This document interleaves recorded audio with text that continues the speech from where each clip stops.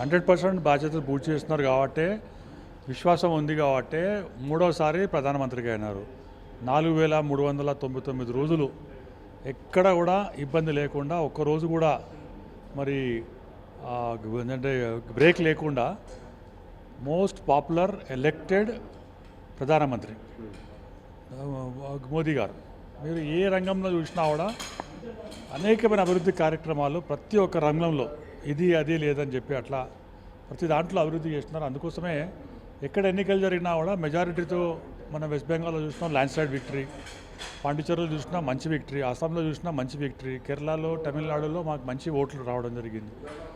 దేశంలోనే కాక ప్రపంచం లోపలనే నెంబర్ 1 ఈ ఒక ఏంటంటే ప్రధానమంత్రిగా ఒక నాయకుడిగా గొప్ప నాయకుడిగా అభివృద్ధి కార్యక్రమాలు చేస్తున్నారు కాబట్టి అందరూ కూడా స్వాగతిస్తున్నారు.